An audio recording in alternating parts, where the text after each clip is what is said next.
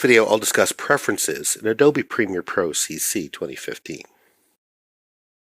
Now, the interface in Premiere Pro is extremely powerful, and like other Creative Cloud applications, that power extends to the way that you can configure the program. So when you're working with Photoshop, Illustrator, Flash, InDesign, Dreamweaver, and Premiere Pro, for example, you can configure the program in very precise ways.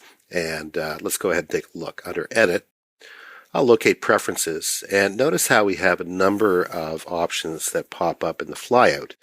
Now, the thing is, you can go to a certain section if you want to, but if you want to just look at all the preferences, you can bring up General, and that'll show us the Preferences dialog with all the options that we saw in the flyout right here on the left-hand side.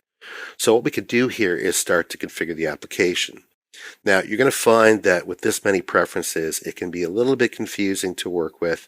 You need to get accustomed to what those preferences represent. But just understand that by default, typically the preferences are going to be set the way that you need them to be set. And you may just tweak them along the way depending on what you're doing.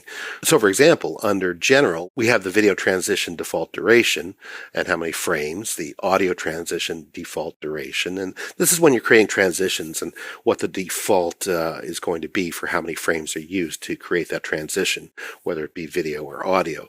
The still image default duration. So you can place images, still images like JPEG files into your timeline, and this just sets the default for how long that still image is going to show up. You can change that from 5 seconds to 150 frames or whatever it is that you need. So just keep in mind that you can configure all that from the preferences in Premiere Pro. Let's take a look at appearance. So here, this just allows us to modify the way that the interface appears. I'll go ahead and click and drag this, and notice how as I drag it over to the right-hand side, the thing has become much lighter.